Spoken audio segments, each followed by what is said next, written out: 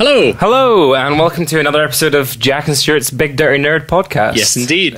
Coming to you from... Not live. Okay, this is the second time we've recorded this opening because the first time we talked a little bit too much. Yep, about nothing Not really anything. But yeah, we're in a very cold flat, so bear with us if we sound a bit cold and chittery. Yep. But yeah, how's your week been? It's been fine, cold. It's not December, November. But it feels like hell on earth. It could be December by the time we post this, but yeah, no, it'll be colder then. I can't wait for not January. What, you mean February? Summer. Not January, you mean the rest of the year. Yeah. Okay, let's not go down this road again. Yep. News. What's the news this week? You tell me. Shall I start? Yeah. So, Stuart, did you see that Blade Runner 2, untitled Blade Runner sequel, now has a title? Yes. It's Blade Runner. That was not radio friendly at all. Great. No, it's called Blade Runner 2047. Yep, which is interesting. Interesting. What's your thoughts on the title and the sequel in general? So the title seems to suggest that there's going to be Blade Runners set in, even beyond more in that. the future. Yeah. Which is interesting. I'm not sure, it's one of those things that I would have to see how the film pans out in order to make any comment on whether it would be, worthy of starting up a movie universe or whatever. But so far, it's a serviceable title. It doesn't stand out for me, but I'm not expecting it to. I don't want to shit on any sequel ideas or stuff like that. I'm all for sequels provided that they bring something new to the story. I'm not one of those truants about there was only one Blade Runner, there can only be one Blade Runner, but the film will always make me apprehensive because it's why go back to that well? Why take this long to go back to that well? Mm-hmm. If you know what I mean, because it's such a good movie and it almost said enough in the moment. You have a yawn there. Sorry, I'm boring you. No, I'm just cold and tired because it's winter. I agree, because it's one of those series that doesn't, when you look at the book and the film, it's almost so collectively concise, you don't need anything else. But it'll be interesting to see where they take it, and especially the fact that everyone seems, the cast looks amazing in terms of who's on board, so we'll see. Yeah, no, I'm all for it, so it'll be interesting to see what happens with that, and we can't really talk about much else, because literally all we have is a title. Yeah. And I'm glad they're keeping it secret, though, because I want to be surprised. And it's one of those things as well, we're going to be talking about this as our main feature, but I saw Arrival this week, Jack saw it last week. Mm-hmm. It's going to be directed by the guy that did Arrival. He also did Prisoners and Sicario, and I haven't seen Prisoners, and I don't think you have either. No, I've seen Sicario. But I loved Sicario. I own a copy of Enemy, but I haven't seen it. Oh, Enemy's great. I didn't know he did Enemy. Yeah, he did Enemy with Jake Gyllenhaal. Yeah, really fantastic film. Worth checking out if you're in for a bit of psycho paranormal thriller stuff. Cool. Well, that's our sort of little bit of news there. Yep. What else have we got? We've got is it Kevin Feige? Kevin Feige has announced that he has no plans, but basically impossibility of the Marvel Cinematic Universe crossing over with the X-Men. Yeah, that's what he said. So I think there was a big sort of looked like a Guardians of the Galaxy Volume 2 Doctor Strange party basically that he was holding, and whilst there someone asked him a couple of questions, and he was basically talking about the appointment of Brie Larson as Captain Marvel, and talking about how she's going to be fantastic, which I don't think anyone had any doubts she's not going to be. But also we've got someone asked him about Fox, and he said there's no way, in fact it was an impossibility that there would be a crossover. So anyone hoping for maybe more Fantastic Four appearing in the MCU or a bit of X-Men, then it's not going to happen. Yeah, I think to be honest, for me, the Fantastic Four thing is more of a not a tragedy, but a shame than the X-Men, because I just think that because Fantastic Four has got the best rogues gallery. Yeah, that's exactly and right. that's what you want, and that's the perfect go so much more with it. The perfect way to branch into a cosmic thing and to introduce the Guardians on Earth and things like that would be to have the Fantastic Four pop up and be like, "Hey, we'll take you to space and show you Galactus." Yeah. I mean, they have a lot of rights to a lot of cosmic stuff already. They still have Nova, and they've still got Adam Warlock, and quite a lot of that stuff, which could be. So that's the sort of some of the bigger rumors for Phase 4. So just so you know, Marvel have announced that basically their movies are going to go on forever. They're going to be phases after phases after phases, which I'm quite excited for, because we're going to get a bit of a movie lore in the same way that we all have comic book lore. Yeah, I think I'm not apprehensive, but I'll be interested to see how they work with things like actors dropping out and, you know, like people running to the end of their contracts and saying, I don't want to do this anymore. True. You know, it seems like Marvel as a studio do very well by the actors in terms of just like paying them and giving them consistent work. But yeah, and they clearly love working for them, which I think is a nice thing. Yeah, but you know, if you find that there's a creative difference or whatever, that someone's just not interested, a la Deadpool right now, you know, that kind of thing. What would you do in that kind of scenario as a studio? It'd be interesting to see. It'd be interesting. But I quite like that doubting at the minute they seem to be the most adventurous movie studio, and that they're happy to take chances or make films that people don't think need to be made, or they don't necessarily have to put in ridiculous titles like X-Men Origins or like, you know, like everything with a colon or something like that, just so you get an idea that it also fits into this universe, by the way. And I think that's good. And I think also that I forgot my point. He did say in return to that that's not necessarily a thing to be upset about, because like he says that like Marvel have got basically movies for days that they can make. So like I think like clearly this is not, if they could get stuff like Galactus and the Fantastic Four or Apocalypse and do him properly, or whoever else you want from different Fox properties, then he feels like we don't need it. It would just be an extra nice thing to have. But like clearly he's a man with a plan and he knows what he wants. Yeah, I mean that's the thing that I think when you look at Marvel and the X-Men, I think the main concern that I have about the cinematic universe is like character bloat and the idea of like everyone coming together as the angle, and that can just mean that you don't get enough representation of what it's all about. Yeah, true. I suppose like once we have like Infinity War where literally everyone is supposed to be in it, it's how do you top that? It's a little troubling, just the logics of juggling all these characters. But I mean, they did it in Civil War. Yeah, they did. But that really well. That was really well. Yeah. But I think that was more a testament to the skill of the Russos than necessarily the strength of the characters. But the Russos are directing. I know. Infinity War. No, I know. That's why I'm not doubting on that. I'm just saying in terms of future development of the MCU, how you would phase in characters and actors and things like that would change how you structure these films. Yeah, especially if it's like a group project. Yeah. Well, anyway, that's just sort of like a little bit of news about that, and then.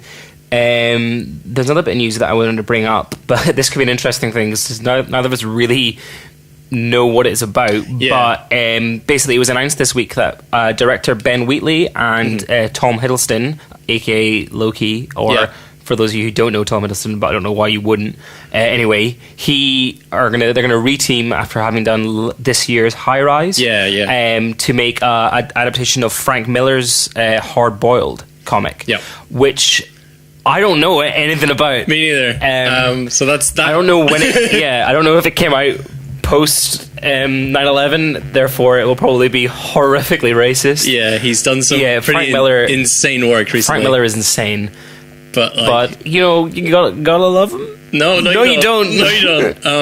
But what can you do? Yeah, do you want to explain a little bit about what's happened to Frank Miller? Frank Miller went nuts post 9/11 and made a comic called Holy Terror, which was sort of like Batman, but in the Middle East, and it was just really, I don't know, you can call it racist per se, but it was crude. And just really abject kind of slaughter of people who don't really deserve it. And then he did... The Spirit. Oh, God. Yeah. I forgot about that. That was a movie. Yeah, egg on your face with Sam. I remembered that line. I wish I hadn't, but because we all hate getting egg on our face. Yeah. Okay, that's a review of The Spirit. Yeah, and he's done Dark Knight 3, The Master Race, which... I think that's having constant problems. Is that even finished yet? I think it finished, or is finishing, like, this month. But, what was I going to say? But it's kind of ghostwritten, essentially, by Brian Azzarello, who, as much as I do respect him as a crime writer and stuff, he has said some relatively controversial things about, like, people not caring about characters and whatever. So, like... I don't know about his creative teams and stuff, basically. I put question to his ability to still be a good writer. Right. So, but I don't know anything about his Hard Boiled, other than that it's not the John Woo it's not that amazing film which everyone should go see. But Ben Wheatley, really, really good director. I can't remember what else he's done. I really liked High Rise. I know you didn't as much. I didn't like it at the time, but I think it was just because it confused me too much. But then I think I was looking for a completely different plot than the one it was giving. Yeah. I think like it's a difficult film to sell, and in fact, it's a difficult because the book is like if you ever read J.G. Ballard, he is a bit like bananas, like with what he's bananas. He English lit degree, motherfucker.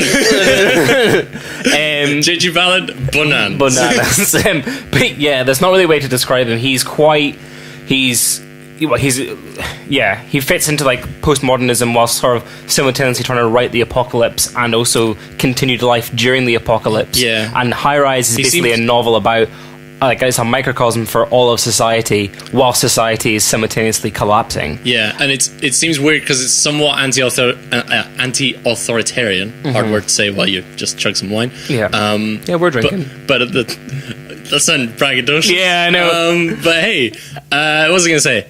It seems simultaneously anti-authoritarian, but also there isn't like a big bad guy. It's just what happens when society falls apart. Like there's nothing you can blame that on, which is annoying because the film to me looked like, oh, you're going to have Jeremy Irons is a bit of a big old villain. Yeah, you thought he was going to be this very obvious antagonist, and it was going to be a kind of heroic power struggle, and then realize like he's just actually a pawn in the role of the destruction of society.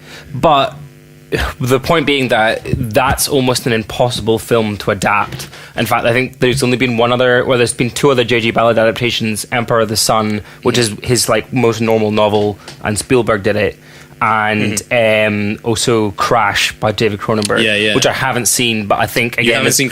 No, I really want to read it and see it. Yeah. But yeah, I think just generally an impossibility. I think that film was something like 20 years in the making anyway, and the main issue was getting a script done, which Ben Wheatley's wife, Amy Jump, managed to do. I mean, she's a very, very talented writer. She does all of his films now, I think. Oh, that's cool. But anyway, he is a good talent, I think, and if you haven't, he's one to watch. So I would recommend Kill List, which is genuinely one of the most harrowing, scary movies I've ever seen in my life. Really, really horrendous, really good, amazing. But really, not to put you off, really, really good. And Sightseers is also not seen it. That's pretty good as well, which is a story of like this oddball couple who go off camping and then they start killing everybody. And it is done in a lighthearted way. Like he's a real fan of like his sort of slightly darker senses of humor. Yeah, I would call him a black comic. Real like body horror stuff as well. Sure. Which is so Cronenberg basically. Well, he's not quite, but like different. Anyway, he's got him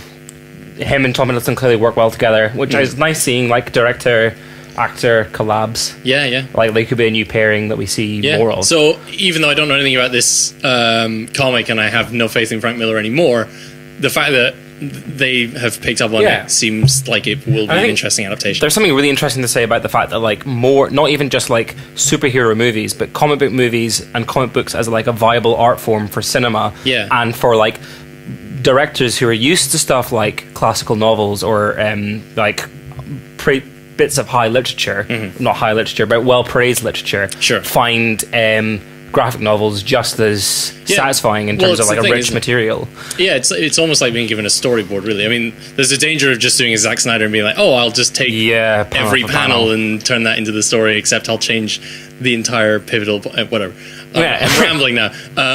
But yeah, it's a good medium for adaptation, specifically to screen, because you just take the still image and you convert it to a moving one and it works really nicely. Yeah. Yeah.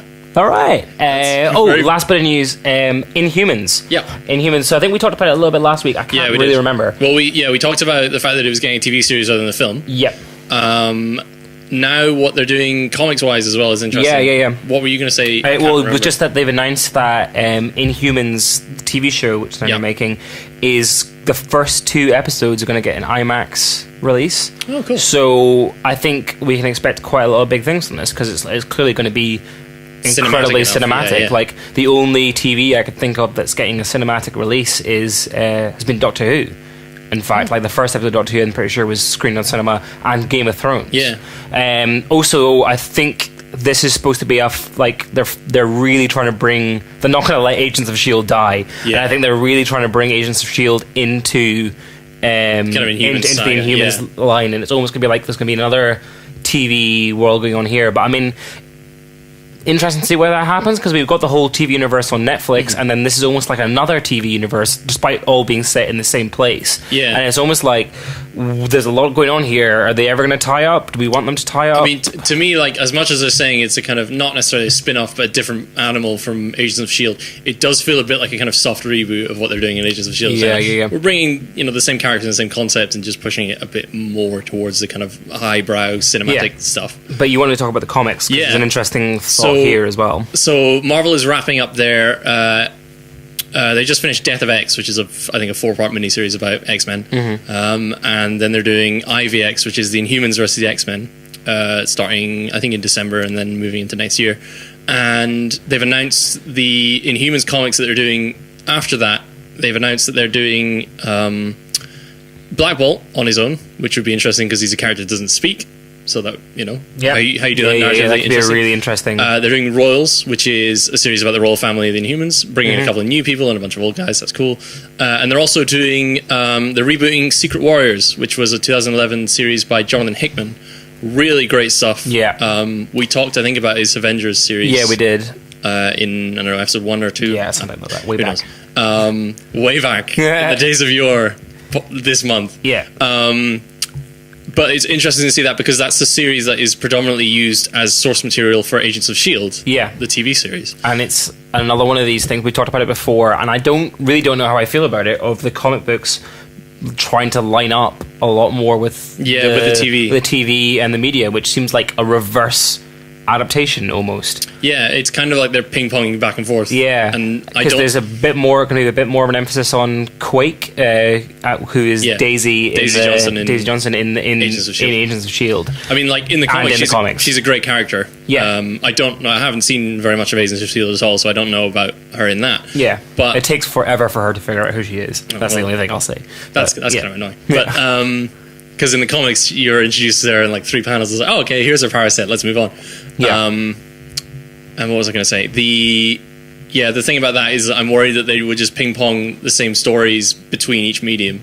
They would do, we'll do the 2011 run of Agents of S.H.I.E.L.D. and adapt that to TV, and then we'll write a new one for the comics and then adapt that to TV. And it's like you're not doing anything new in either medium. You're just using the comics as a kind of springboard for the TV series. Because the thing that they do is they always release like a prequel comic to whenever a movie comes out, which I think is actually quite a good idea because that's not obviously so if, say, when Doctor Strange came out, there was a prequel comic that was released, but that wasn't like Doctor Strange issue 14, like following on from the current Jason Aaron run. That was an entirely separate thing that was meant for the movies. And so if you really wanted to feel like a blend between comics and your television screens, then those are comics that you could read. I don't know if they're any good or not, but I just think that's a nice way of doing it. I don't like the fact that the main body of work is exactly the same. Yeah, so it's sort of like isn't so. I know you don't watch Game of Thrones, but the new book that's coming out and we've all been waiting for, it's interesting to see what's going to happen now because it's actually coming out after the TV shows come out. So season 6 of Game of Thrones obviously already been out.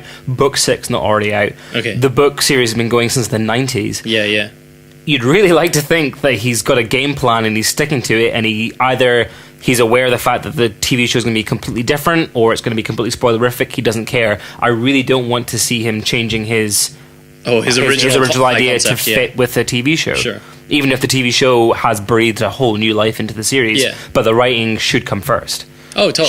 Surely, you don't want to take precedent on, they've done that, so now I have to, because it got good numbers. Yeah. I mean, to be honest, George R.R. Martin, has probably enough money to buy half of America, so I'm sure he doesn't care. Have you seen the photos of him just zorbing everywhere? Yes. There's pictures of him in a massive ball, and they're like, George, what are you doing? Working. And no, you're not. You're the fucking... Start writing, George. He's insane. I would love to think that that's where he, dreams up, Eddard Stark being killed, spoilers, is in a giant... See, this is flying over my head 100 miles an hour. Yeah, is in a giant zorb, but... Okay. Well, that's a reference I'll never get. Or maybe that'll be the conclusion. That's what will happen at the end, is that just a massive boulder that looks a bit like a Zorb comes over the hill and kills everybody. George R. R. Martin's face yeah. Just a meteor of Zorb destroying whatever the name of this world is.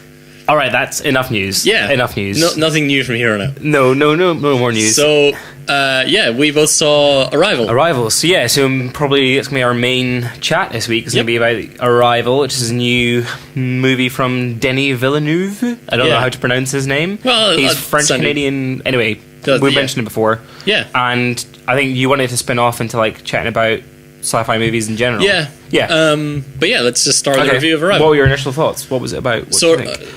also, that's a lot of questions. Spoilers for all things ahead. We'll try and flag them up, but generally, if you're new to the podcast, nature of our conversation will be quite spoiler heavy, just because we want to get to the depths of... I'll probably start with a very brief synopsis of what the film is and its general themes, and then I'll go into specific details. Yeah. On you go. So Arrival is a film starring Amy Adams, Jeremy Renner, about a woman and... no, it's not. Great. Well, it is about a woman. Great start. She's the protagonist. Hey, what can I say? 12 alien spaceships arrive at certain points on the globe. Seemingly at random. Yeah. Well, they seem to be... Yeah. I was going to say they're in cultural capitals, but actually one of them's above the ocean. There's a whole line about how they're completely random. Also, there is no cultural capital in wherever they are in America, Wisconsin. Fine. Or something. Like, you don't know that. I don't know that. No, I don't know. Wyoming. I don't know. Who cares? It Sorry. doesn't matter. And then the point is, they go into these alien this is spaceships. The worst episode yet. Yeah, this is going to be terribly structured. Yeah. But what can you do? We're just busking it from here. And they go into these spaceships and they discover these aliens that are kind of weird black mammoth things with 7... Is it 7 arms or 6? They've got 7 heptoids. Heptoids. They've got these black tendrils, and they can write on this glass wall that separates them from the people. Yeah. And they write in this weird kind of ghost ink language that kind of splays all over the wall, and it's about how, they have to learn how to communicate with these aliens. And then pretty swiftly, it becomes a thing about global paranoia, and China and Russia get quickly painted as... This is one of the things that I didn't like about the film specifically, is the idea that the West are the most lenient of all the factions in terms of... But we'll get into this but there is that I forgot the actor's name, but he's in Steve Jobs and a Simple Man, but he's in it, and he's a CIA operative, and he is all about what do they want, attack. Yeah. And but I know what you mean, like there isn't, but it's not necessarily. For me, like, let's just talk about it. So, like Stuart was saying, like, there's quite a lot of the drama comes from the fact that there's all these spaceships appear in the sky. What do they want? Why are they here? And how the globe works. And we'd like to think that we all work together to when aliens arrive, but this film sees us more divided. We're more like we get scared. Certain powerhouses are nervous about what it could mean, and they act without consulting anyone else. And it paints Russia and China, well, particularly China, as people being slightly more aggressive and slightly less willing to cooperate than America is. But I think that's not necessarily the point. The point is more the fact that there's a lot, because as we'll explain, there's a real lack of communication with everyone. Like, conversation is a big part of this movie. It's the entire crux of the whole thing, which is what I thought was so well done. I mean, I remember reading a thing about how in the original screenplay they had the aliens coming down, and they had these kind of gifts of humanity that they spread all over the place, and they were different gifts. Like, one of them was fast and light travel, and one of them was a machine that converted air into water and things like this. And then they realized that actually the whole crux of the thing was about communication, so they stripped it back so that the entire MacGuffin, if you want to call it, that the whole crux of the thing is about the alien language and how it changes the way that you develop thought. Really cool. And so, like, Amy Adams is a translator who is brought in to basically given the impossible task of translating this alien language, which is not even like letters or numbers or anything, but just bizarre, almost like paintings. And like they but on top of that, she has this sort of impending crisis of Forrest Whitaker breathing down her neck, saying, you have to find an answer now, you have to do it now, you have to do this. And she's saying it takes time. And there's quite a lot of interesting dilemma around the idea of misinterpreting words. So it's in the trailer, so it's not a spoiler, but one of the first big breakthrough of a translation she gets is an alien saying, when she asks them what your purpose, the alien replies, offer weapon. And everyone goes a bit bizarre, nuts over this. And she's trying really hard to explain that to them, weapon could mean tool, which is actually an interesting little thing about gun control, I suppose, in a way of like, So if you could take it that way. But anyway, the whole point is like language is a really complicated and diverse thing, and that's go on, because I fucked up there. I can't remember what I was going to say. Oh, that's fine. I could maybe jump off that and say, so there's the whole problem of how people interpret things, how, I can't remember. Oh, fuck, we're really making balls of this, aren't we? Yeah, no, it's fine. It's a okay, right, to be fair, it's a complicated movie. Yeah. And I think one of the best things about it, for me, was the plot structure was interesting compared to other stuff I've seen. Yeah. So I don't know about you, but I find that like a lot of films, almost more recently than in the past, I find have like, they go on and you go, okay, I'm quite interested in this. This is interesting. They're setting stuff up, and they're like, here's a major plot point, and then the movie almost like changes tack, and it goes on that plot point until there's a new plot point, and almost like it comes out of nowhere. And there's an element of that in Arrival where the plot almost comes out of nowhere to me, and I was like, I'm going to go with it, and this is fine. Not a bad plot point by any means, just sort of like it is clearly marked as here's a change of speed or a change of direction. Yeah. And I think the thing that's quite brilliant about the story, because to be clear, I really loved it. I'm not sure how you had some issues with it.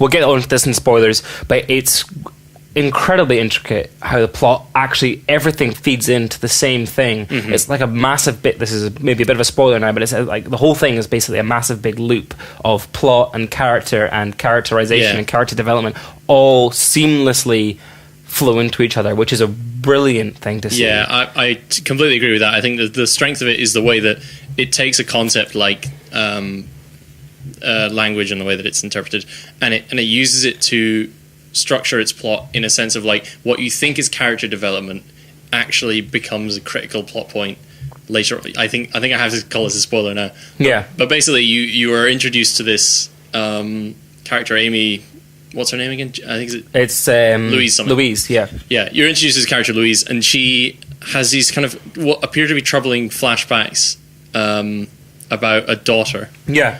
And then you find out that they're not what they seem to be.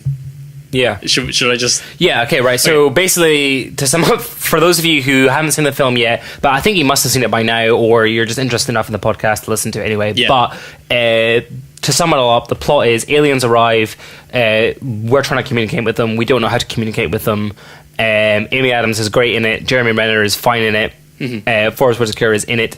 Yeah, he was serviceable enough. Yeah, it was fine. Like, he doesn't really have that great a part. No, that's true. I mean, to be fair, and it's a really interesting dynamic on someone trying to do their job whilst under ridiculous international pressures, and also does not paint a very good picture of humanity in how we probably realistically would descend into madness, controlled panic and madness, and really good film. Go see it. Okay, spoilers. Spoilers time. So, the film... The language is in time. Yeah, language is time. Yeah. Which is mad. Yeah, the language... like we said, the language that they speak written down comes in the shape of almost like a massive big loop in a circle. And the whole concept of it is that it's... To the aliens, time is not linear; it's circular, and they can see in the past and the future at exactly the same time. For them, the future happens parallel to the present, and the past happens parallel to the present. There's almost 3 lines of time happening at once, and they are aware of all 3 of them. And their language reflects that. So their language could be a whole sentence in one word almost, and you read it. You don't read it from left to right. You can read it from...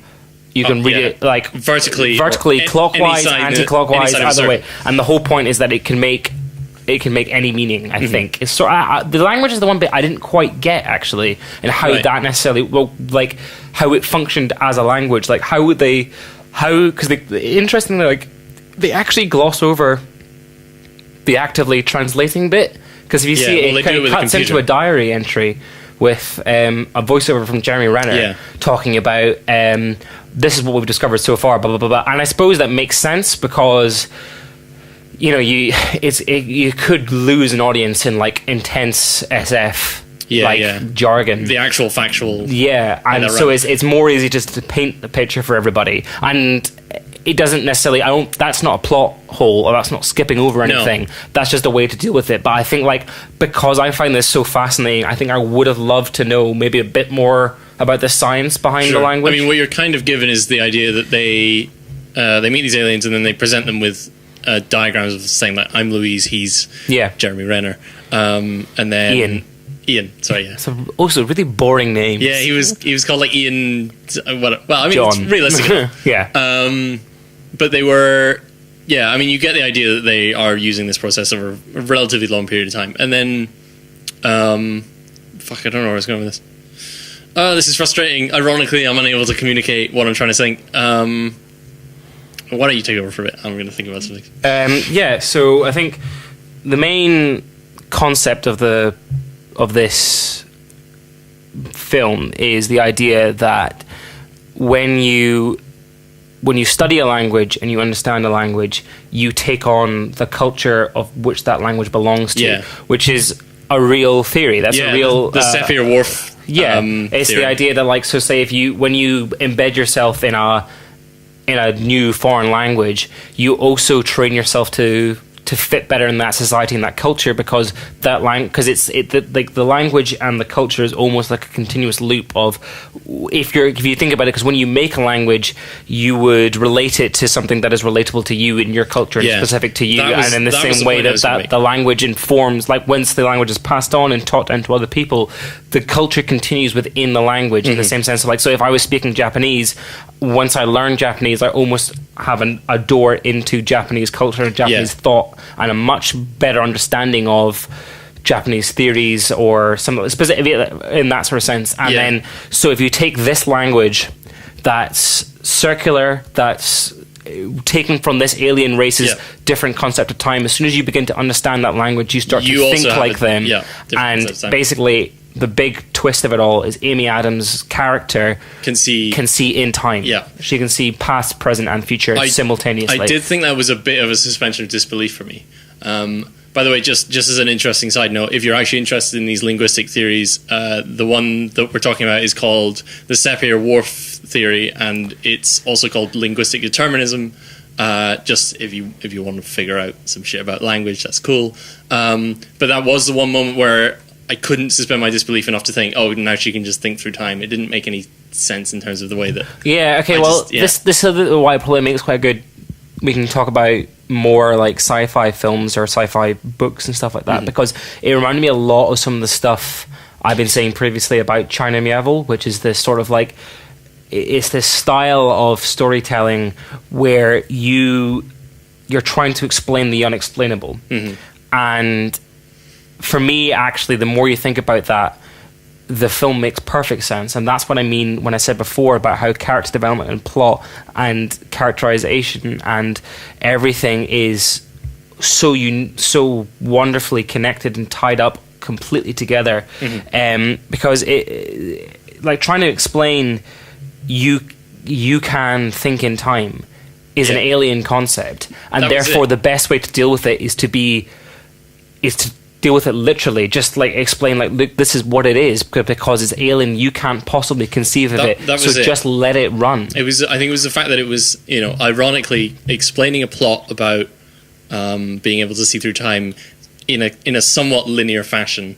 I mean, it isn't, because you have these flash forwards of her and her daughter, which I thought was fascinating and really amazing performance from Amy Adams as well. Shout out for that. But I think I had a problem in understanding the way that worked because of the medium through which it was portrayed, namely like the idea. So can you explain that a bit? So better. Just the fact that it had an ending that then segued into the flash forwards that happened beforehand, I thought, well, it's technically not a delineated structure of time, because it's only focusing on these two specific parts. It's only focusing on the moments she's got with her daughter and the bit when she meets the aliens. Yeah, but that's the thing that I found really great about it. So first of all, if you're talking about why is it only focusing on Amy Adams' character, that's because she's the only character so far on Earth who can... Not specifically just her character, but all the moments in between then and before. Right, okay, but so you mean the daughter. Why was she just thinking about the daughter? Yeah. I think it's because that was and will be a horrendously traumatic experience for her. And I think the thing that I find really interesting is, so like we see her character, and she's like, it's a wonderful performance from Amy Adams, because she's nervous and she's shaky, and you can tell she's constantly tense. And because of the she keeps having these flashbacks, because the film begins with like a prologue with her and her daughter playing by a lake. And then we find out that her daughter dies of what we think is cancer, but I think we find out later is some incurable disease. And Amy Adams, like, she keeps remembering it, so you, like, if you're to suspend your disbelief, you're to assume that maybe this is the time of year that her daughter died, and so her mind is on it, and she's or like the stress of the aliens arriving is enough to bring up all these memories. So all the way through, Amy Adams is, but the thing that's kind of disconcerting about it is that she's unsure of exactly why she is like this, and I think that adds to her fear and her frustration. It's because she's beginning to understand what's going on, and she's beginning to be affected by this language that she's studying, and she is remembering it before it happened, as it were, and so it's affecting her at the time. And so until the moment when she realizes the whole truth of what's going on, that she's remembering in time, and she learns the language, and she finally sees it all, what we interpret as her remembering something that's terrible that's happened to her and affecting her in the present, as always, she's affected her. It's almost happening in tandem together. She's being affected by it whilst it happened in the future. That makes more sense to me. And that sort of stuff I didn't really pick up on that, actually. I didn't pick up on the fact that was why she was nervous, is because of an event that is to happen. Yeah, and that's the thing I find really interesting about why they focus on the daughter, because obviously, like, if you ever go through a traumatic experience like that, or of like a family death or a horrendous thing that happens to you, you do find that your mind focuses on that, even when you don't want it to, especially in stressful situations. You go back to that. So it makes sense that she's constantly thinking about her daughter, because also it results in the split of her husband, who you find out is Jeremy Renner. And to be clear, they meet in the movie. Just a side note, I thought it would be absolutely hilarious. There was a minorly cliche line that he says at the very end of the film, where he talks about how he wanted to, he spent his whole time looking up at the stars, and he should have been looking for her. Which I thought was I have an explanation for that, which I'll come to in a minute. Well, anyway, I thought it would be hilarious if it turns out that the guy that she's been dating is the asshole CIA. Oh yeah. Oh wow, my life took a fucking turn. Sorry, you were saying. And so, like, obviously it focuses on this, like, incredibly traumatic event, and you would struggle to get away from that. And I'm stalling because I was thinking so much about it, and I completely forgot what my point was. Well, focus on the Jeremy Renner thing. Okay, so what my explanation for that cheesy line? Yeah, fuck it. Well, basically because she knows her future. Yes, that was it. I remember. She knows her future, which in all time travel, like, books or films, is a massive issue. I mean, like, Doc Brown from Back to the Future, like has a lot of things to say about it.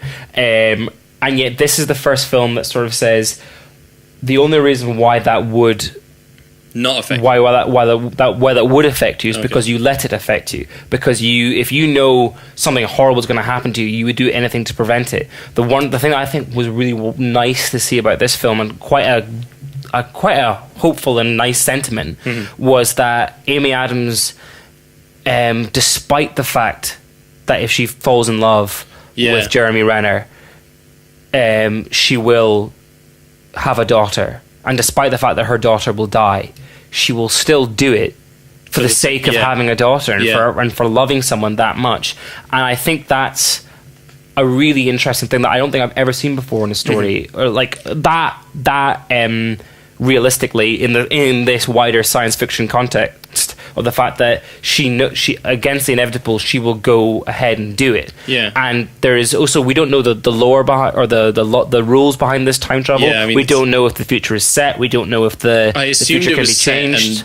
But I think it's just the way that the language kind of seemed to imply that it was, that time is non-linear, therefore you can see all of it. But then in a world of infinite times, that wouldn't make any sense. So I presume it was a kind of linear timeline. You just accept that. Yeah. Which is, again, that shows the way that she's kind of come onto their way of thinking, which I thought was really cool. Of like, you just have to accept the future because it's not like some inevitability. It's just a fact of life. Yeah. Do you know what I mean? It's not like an impending doom. And it's just a fact. And I think the thing I find really interesting about it is that she doesn't, for want of a better phrase, have to make Jeremy Renner fall in love with her, so that she can have this daughter. It's not done selfishly. And I think even though that line was cheesy, I think it was deliberately cheesy to signpost the fact that he is in love with her. Because that's a romantic, in inverted commas, line about I spent all my time looking at the stars, so therefore isn't it great that I was really just looking for you? Yeah. Also, that kind of ties into like the future destiny plotline of it all, in the sense that like he's looking at aliens, but really what he's doing is that he's playing out his future of becoming Amy Adams' husband. Yeah. But also, I think it's more like a on the nose signpost to the audience that like, oh, Jeremy Renner is in love with her, therefore they'll get married, therefore this, therefore that, therefore it's a perfectly natural process of love and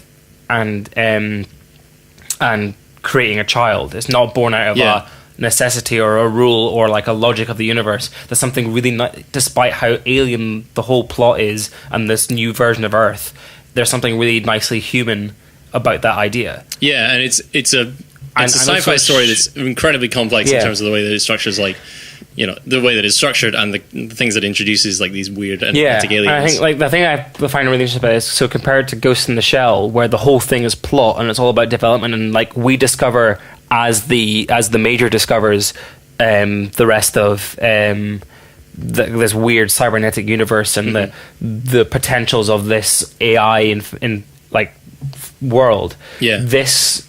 This story is so contained in a weird way. Yeah. You know what I mean? It's very human. Everything has already happened and everything comes back to the same point. Yeah. And everything happens repeatedly.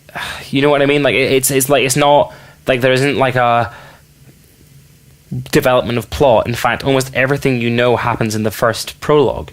Yeah. Like that's because if you going back and watching it again will make for a really interesting thing. I was thinking, so like a tip to anyone who's like, so say if you're reading a book ever that loops, in like the whole twist is that the whole book loops or the story loops or the whole thing is like it comes around in a circle. Watch the first section or read the first section really closely, because there will be a signposted line about it's a loop, because otherwise it's not a loop. It can't just be the end, can't just be, by the way, the whole thing was a loop, because you go like, well, it doesn't make sense, doesn't fit into the beginning. So the beginning has to be a setup for the rest of the plot, and if it's done well enough, and also because it's the beginning, you're technically starting at the end, so therefore it won't make any sense. But there is a line where she's talking about the grief of her child and losing her child, and she's sort of saying that like, I've thought over what's happened to you so many times, I always don't know where you begin or end anymore. And for me, before I knew the time travel plot, I was like, right, that's something, watch out for that, this is going to come back again, this is maybe the end.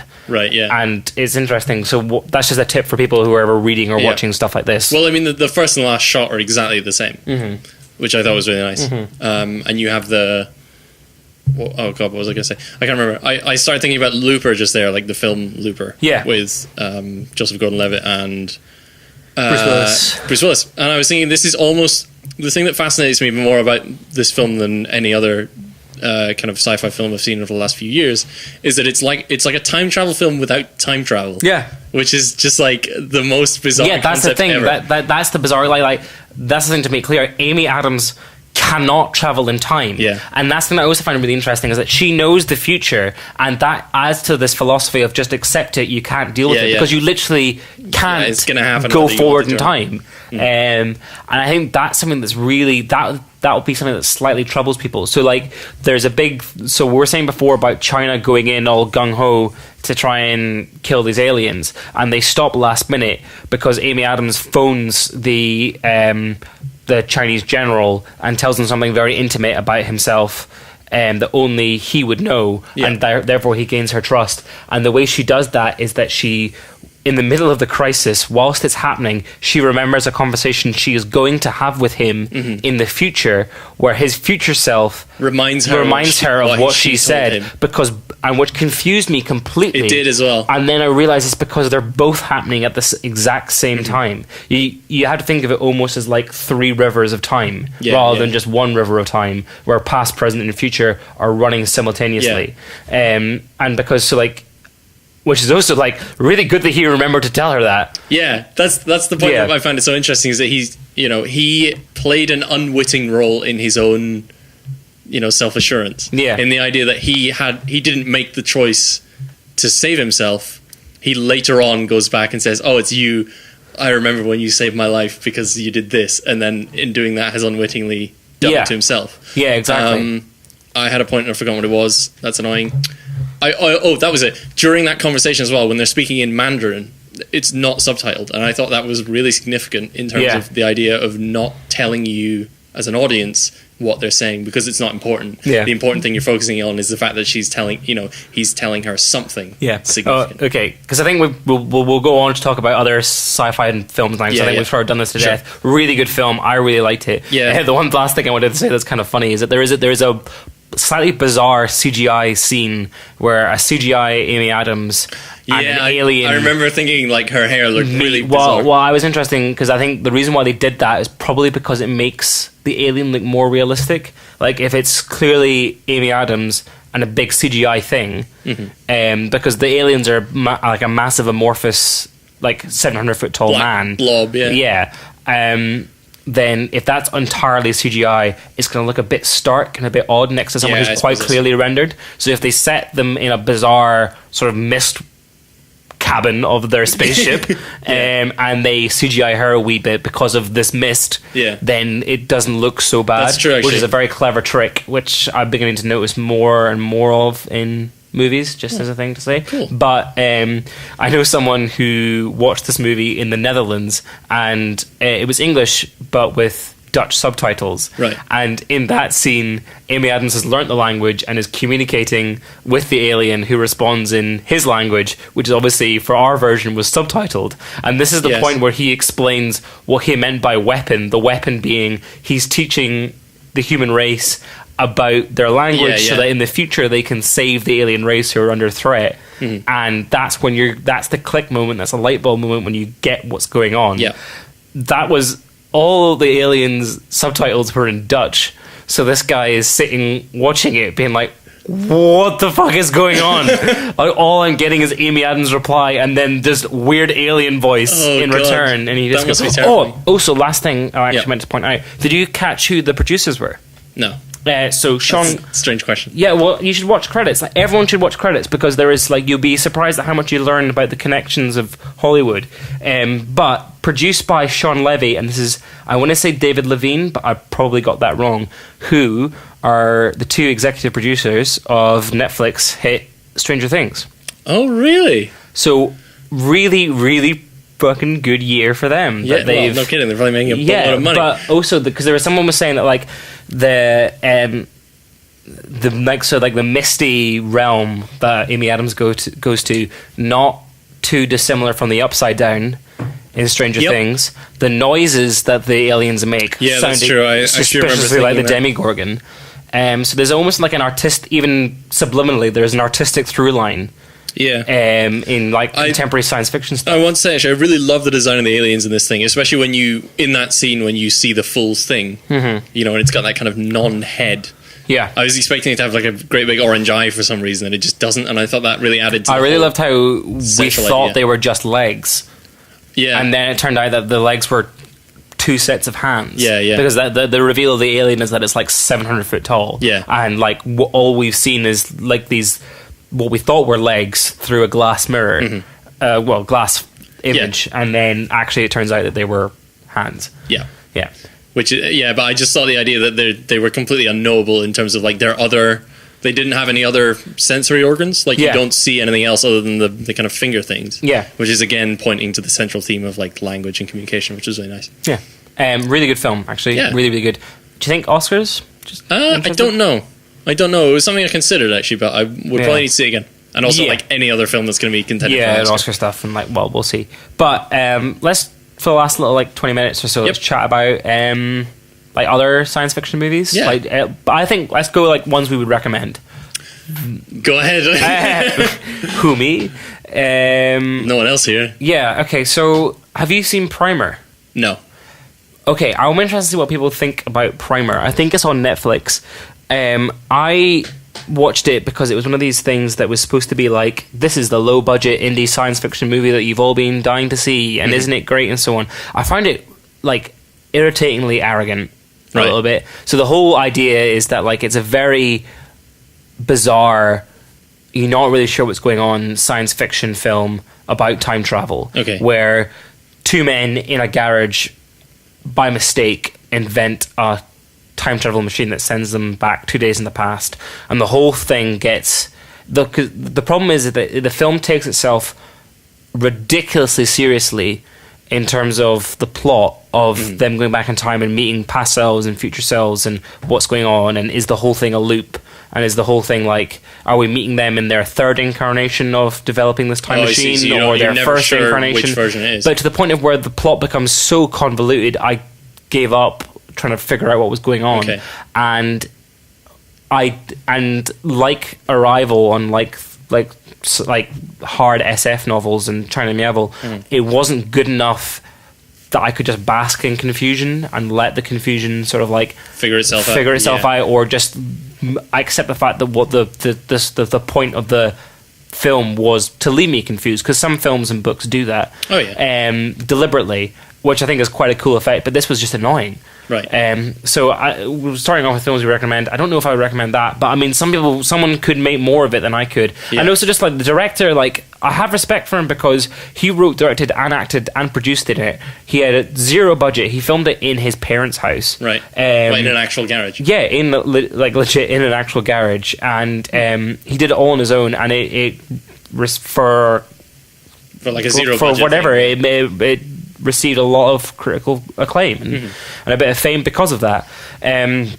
He has another film called Upstream Color, which I haven't seen. But what's the name of the guy? Sorry, I can't remember his name. Okay, but nice. Upstream Color is his other film, and for all of it, he just seems a bit concerned with he's one of these guys who I think is saying I find contemporary science fiction disingenuous, and I don't think it's right, or I don't connect with it in any way or shape or form, and so here's my one, which is correct and good and true to me. And fair enough being true to yourself, but I don't like anyone else's efforts, anyway, I could be wrong, he could be a lovely guy, but that's just the impression I took from it. But anyway, Primer, I would say it's worth watching. I'm never going to watch it again. Fair enough. Yeah, I'm very glad I don't have to watch it again. It's I've ticked. It's one of those ones that's satisfying to tick off on a list. Is it just one of those films that you think is too long and? No, it's only 80 minutes long. Okay. But I think it just it gets arrogant in its. I like films that don't underestimate its audiences and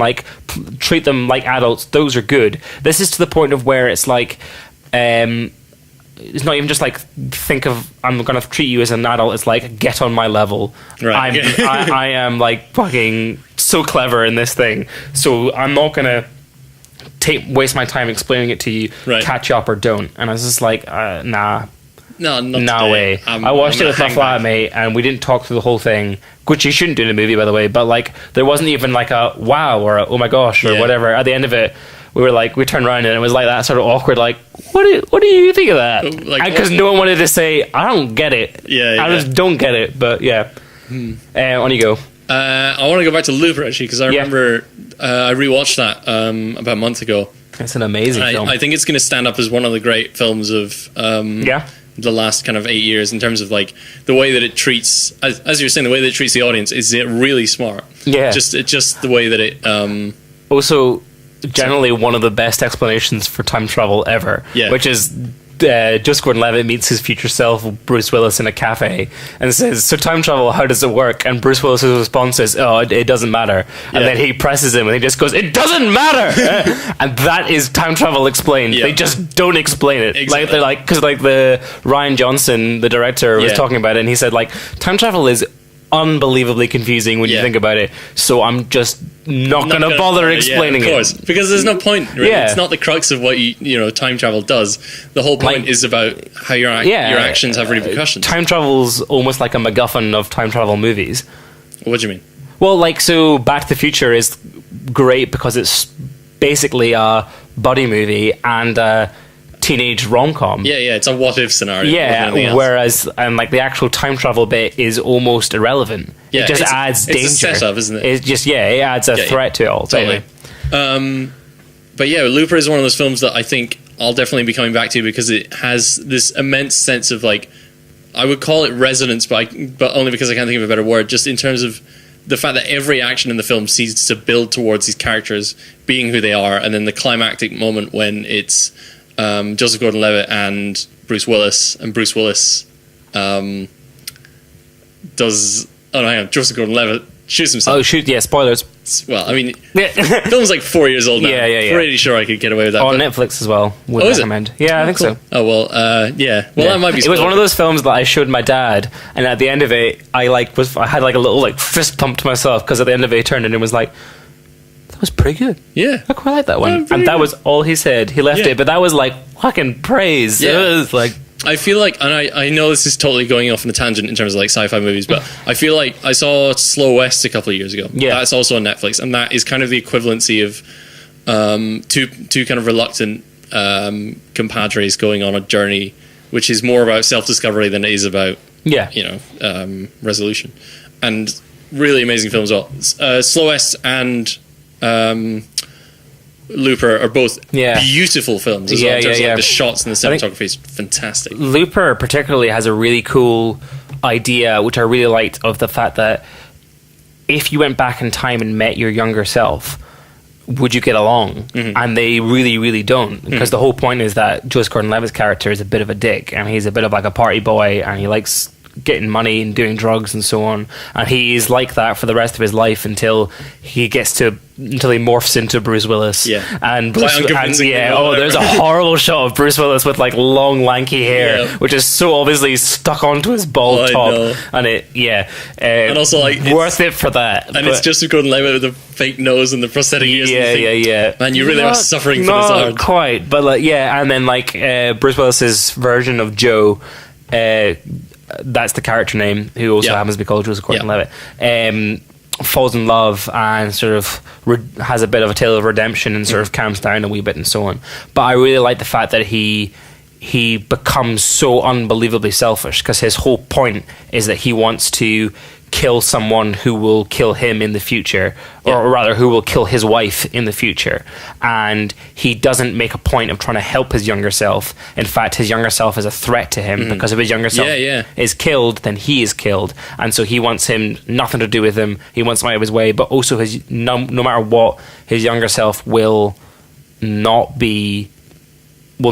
stop him in doing what he wants to do. He has no moment honestly, right up to the end, which I've never seen before, he has no moment of redemption for his younger self. He's just completely self-absorbed, and it's interesting because it's sort of the younger Joe is an asshole, not necessarily anything to be proud of, but the older Joe, despite having a more settled and more approved way of living, is just as bad in a way, almost worse, because Joseph Gordon-Levitt obviously meets Emily Blunt's character, who is the mother of the child who will eventually kill the future future Joseph Gordon-Levitt, and what he does is out of protection of her, because there's that great line at the end, because what you're saying is that the way Joseph Gordon-Levitt kills Bruce Willis is that he actually kills himself, his younger self, in order to eradicate the future self. And there's a line where he sort of says, I saw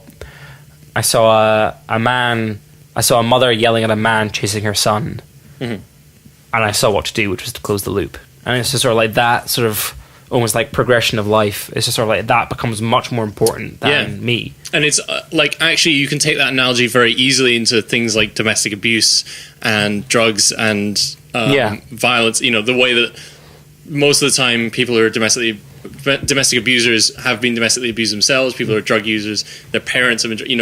It's that idea of a domestic cycle that is perpetuated, and I thought that was a really fascinating approach to it. Why I think science fiction is incredible, because like in a sense, it's one of the most fictional things in the world, but obviously so grounded in realism and stuff, or just the real world, and what because like there's the argument that all we know about ourselves comes from science, and therefore like all we know about science comes from ourselves. Yeah, no, but in the sense of like psychology is a science and everything, like, and human interaction, study of that is a science and so on, and what we understand about that comes from scientific study. Okay. And so therefore to make a story which is essentially a thriller about going back in time to kill yourself, to save yourself, etc., and so on and so forth, like you said, like you can take that story and use it as an analogy for whatever drug abuse and etc., and so on and so forth. And I think that's something that's brilliant about science fiction, and I really wish I was clever enough to come up with a film that fits that perfectly. Yeah, but I can't. It's difficult. But I haven't seen it in ages, but I really want to watch it again, and it's well worth just bringing up so people do get to go see it. Is A Scanner Darkly?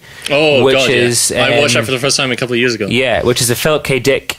Actually, apparently, it's supposed to be the most true adaptation of a Philip K. Dick novel. So, like, Philip K. Dick, very, very famous science fiction writer, equally famous for having his movies completely changed, and turned into like Blade Runner, brilliant film, but almost nothing like Do Androids Dream of Electric Sheep. Yeah, and similarly enough, well, actually, I think Total Recall as a script is a very good adaptation of I Can Remember It For You Wholesale, which is another short story of his.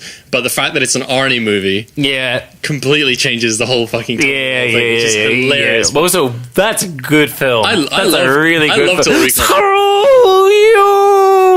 To quote, I'll see it the Paddy Richter. Yeah, it's an endlessly quotable film because Arnie just has the most ridiculous lines. But it actually, at the heart of it, has a really interesting concept about, like, basically a guy goes into a kind of dream shop where they can, or a memory shop where they can give you a memory or a kind of simulation experience of being, say, for example, and they give him this as the option, is being a spy who eventually goes on a conspiracy to Mars and finds out about aliens. And then he wakes up from this thing discovering that actually his wife tries to kill him, and then he realizes that he is actually a spy on the way to Mars to uncover a conspiracy about aliens, and you're not sure if this is real or if this is just from the thing. I think like interesting like films like that, which are real high concept science fiction about essentially what it is to be human, just made into a movie or into a story or into like a what if, like you said, like a what if scenario, and then comparing that to stuff like, have you ever read the Culture novels by Ian M. Banks? No. I've read one or two. They're really good, but like they're space sagas or space operas, almost, in the sense of like, because it's not necessarily about.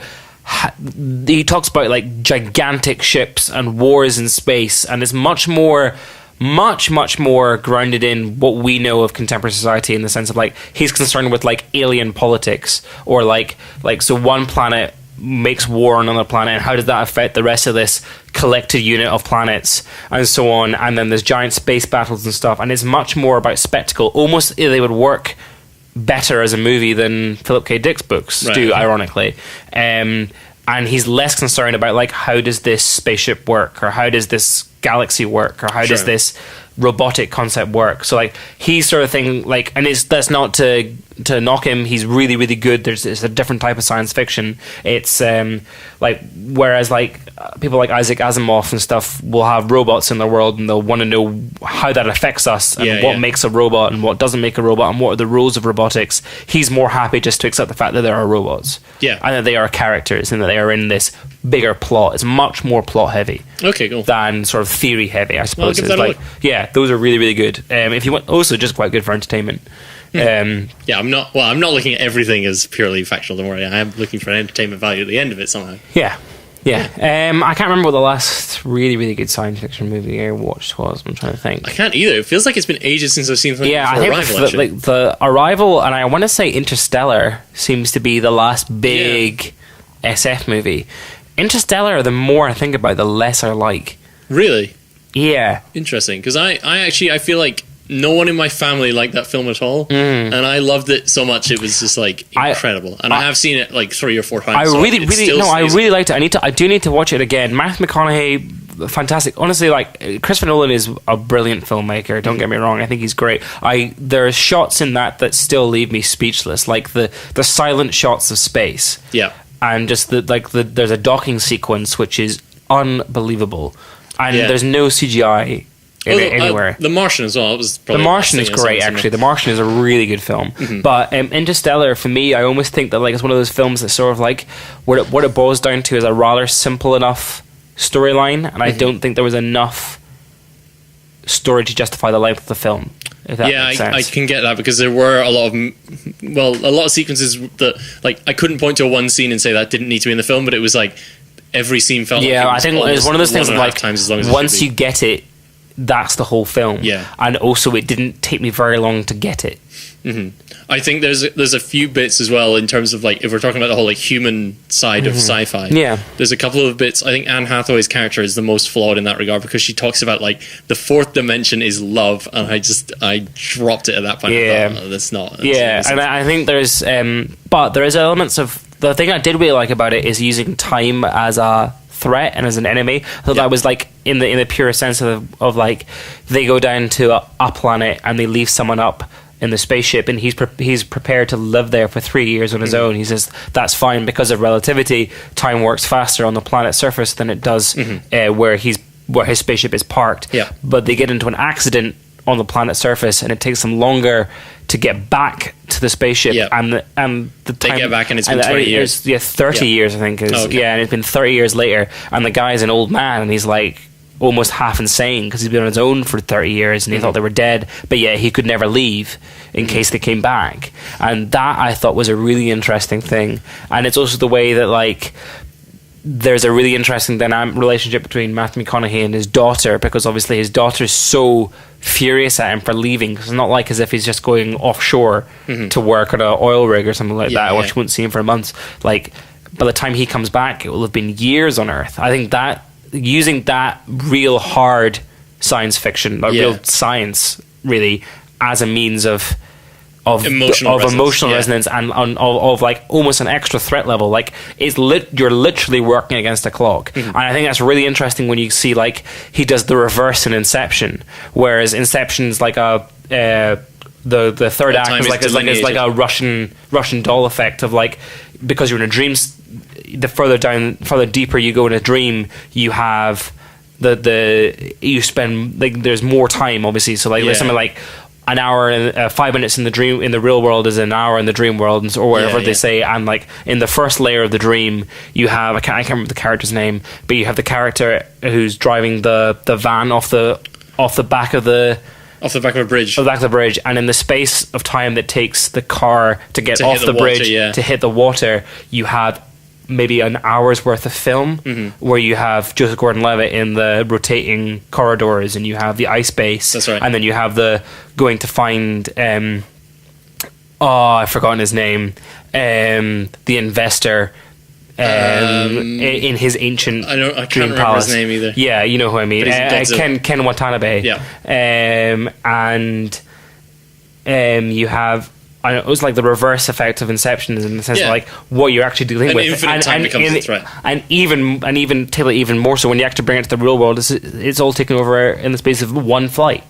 And I just think that's really cool. And I think Christopher Nolan has a really good way of making something quite complicated seem work effectively. Yeah. So his next film is Dunkirk, which is a war movie, and someone's saying like it's kind of interesting because if you look at every major director, they have a war movie in their roster.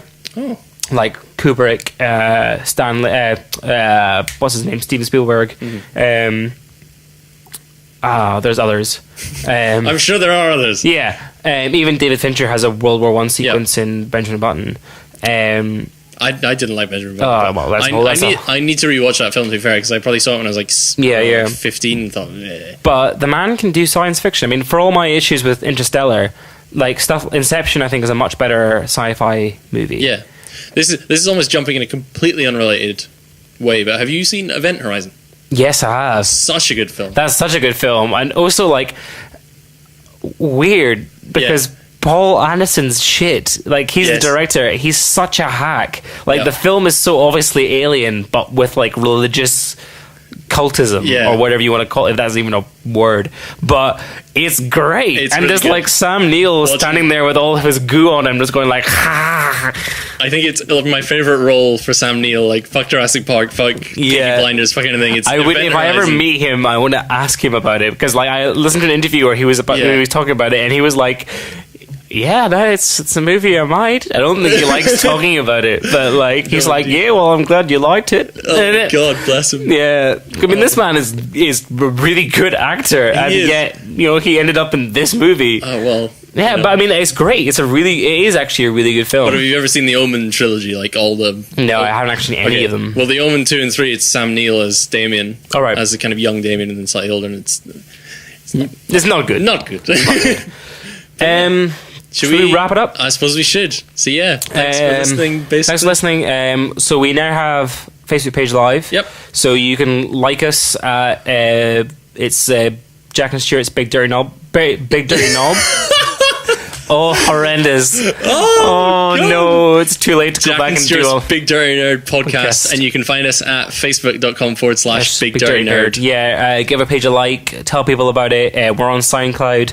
We should hopefully soon be on iTunes and on YouTube.